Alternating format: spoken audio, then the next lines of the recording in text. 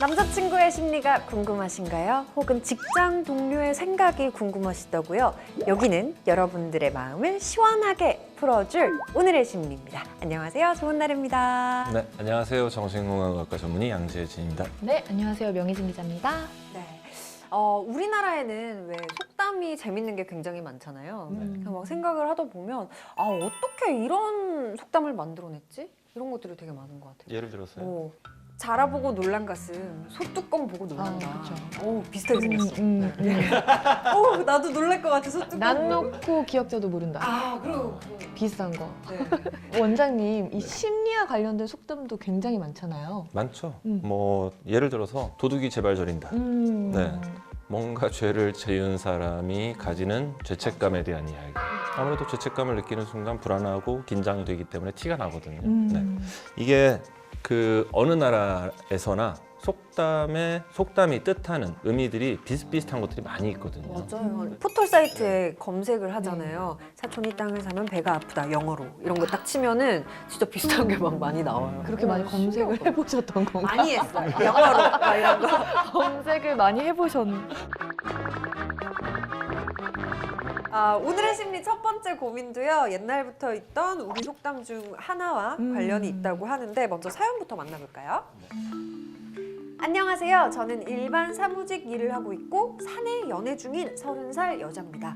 저에게는 초등학교 다닐 때부터 20년 동안 절친으로 지낸 친구가 있습니다. 그 친구는 쇼핑몰을 작게 운영하고 있고 친구의 남자친구는 사업을 해서 돈을 좀 잘 번다고 들었어요. 저희 둘이 워낙 친하다 보니 넷이 종종 만나기도 하는 그런 사이입니다. 희진아, 다음 주 주말에 우리 넷이 야구 보러 갈래? 잠깐만. 다음 주? 야, 나 오빠랑 세부 갈 것 같아. 미안해. 야구 다음에 보자. 우와, 진짜 부럽다. 회사원이 아니니 휴가 가는 것도 자유로워서 해외로 여기저기 다니기 바쁘고 저는 결혼 예물로도 꿈꿔본 적이 없는 브랜드 반지도 선물로 턱턱 받기도 합니다. 제 벌이로는 상상할 수 없는 소비 패턴이 사실 부러운 적도 있는데 친구가 그걸 자랑한다거나 얄밉게 구는 건 아니라서 그냥 괜찮았어요. 그런데 문제는 시작됐습니다. 친구네 커플이 올해 말 결혼을 준비하고 있었는데요. 나 결혼하면 이거 쇼핑몰 때려치우려고. 왜? 쇼핑몰이 망한 것도 아니고 아쉽지 않겠어? 오빠가 나 힘들게 일하는 것 같다고 그냥 조금 쉬라고 해서 나 좀 쉬다가 좀 다른 거 해보려고. 이럴 수가. 사실 부럽긴 했습니다. 그런데 친구가 결혼 준비를 하려고 쇼핑몰을 일찌감치 정리하던 중에 남자친구의 사업이 덜컥 망해버리게 됐습니다. 동업하던 분이 회사 돈을 다 날리고 빚도 엄청난 것 같았어요. 그래서 계획 중이던 결혼도 불확실해지고 친구가 많이 힘들어했습니다. 야, 나 어떡해. 엉엉엉. 요새 너무 힘들어. 엉엉엉. 아이고, 괜찮아질 거야. 너무 힘들어하지 마.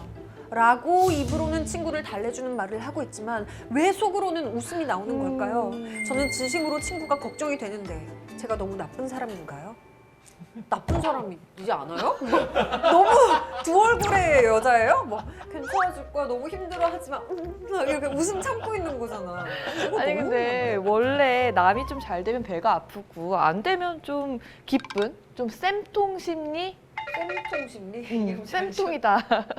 이게 좀 어려운 문제긴 한데 예를 들어서 다음 주에 우리 야구 보러 갈래? 했을 때 그냥 미안해 다음 주에 오빠랑 어디 가기로 해서 다음에 가자라고 하면 되는데 굳이 세부라는 이게 야구와 세부는 차이가 너무 갑자기 커져 버리잖아요. 뭐 이런 느낌들. 그 다음에 뭐 이런 거. 나는 친구는 뭐 다니고 싶어서 계속 회사 다니고 있나? 회사 열심히 다니고 있는 친구 앞에서 나 쇼핑몰 때려치려고 오빠가 좀 쉬래. 쉬다가 다른 거 해보려고 이런 얘기들이 이게 뭐냐면은 나는 전혀 의도하지 않았는데 상대방을 조금 더 친구를 배려했다면 뭐 조금 언어를 순화하거나 아니면 표현을 그렇게 구체적으로 하지 않음으로써 상대방을 좀 더 배려할 수 있지 않았을까라는 아쉬움도 좀 있긴 해요. 근데 둘이 절친이잖아요. 저는 막 야, 야구 가자 했는데 우리 그때 어디 약속 있어서 갈 것 같아 해놓고 세부가 있는 거 막 인스타그램에 올라오고 이러면 더 서운할 수 약간 있다. 좀 별로일 것 같아. 그런 거 다 얘기해주는 게 오히려 절친이니까. 근데 조금 이런 것들이 자연스럽다고 하면 좀 내가 인간에 갖고 있는 이런 인간의 훌륭한 거를 무너뜨리는 것 같긴 하지만은 좀 요거 관련해서도 연구 결과가 또 있어요. 하버드 대학의 미나 시카라는 교수의 연구 결과인데요. 이제 실험 참가자들한테 굉장히 전문직의 뭐 사진을 딱 보여주고 나서 이제 이 볼의 근 전도 측정기를 부착해서요. 이 미소를 지을 때 나타나는 정기적 반응을 측정을 한번 해봤어요. 그랬더니 사람들은 불행한 일에 더 많이 웃었을까요? 기쁜 일에 더 많이 웃어줬을까요? 너무 답이 정해져 있나? 불행한 일에 웃었겠죠? 근데 진짜예요? 네, 사진 속 사람이 이 $5를 주었다는 이 기분 좋은 소식보다 사람 옷에 물이 튀었다. 라고 했을 때 웃기잖아, 그거. 사람들이 더 많이 웃었다고 해요. 그러니까 상대의 불행에 좀 더 웃게 되는. 네, 우리가 아까 외국에도 이런 사촌이 땅 사면 배 아프다 같은 속담이 있냐 그랬는데 지금 조 아나운서님이 옷에 물 튀었다니까 웃기잖아 하고 웃는 이런 심리를 독일어에서 딱 표현하는 게 있어요. 그래요? 샤덴 프로이데라고. 샤덴은 불행, 아. 프로이데는 기쁨. 남의 불행이 나의 기쁨이다. 근데 이렇게 남의 불행에 대해서 웃는 심리는 왜 생겨요? 그러니까요. 근데 사실 기본적으로는 질투죠. 질투. 네, 그러니까 질투라는 게 인간의 가장 기본적인 감정 중에서 가장 강력한 감정 중에 하나거든요.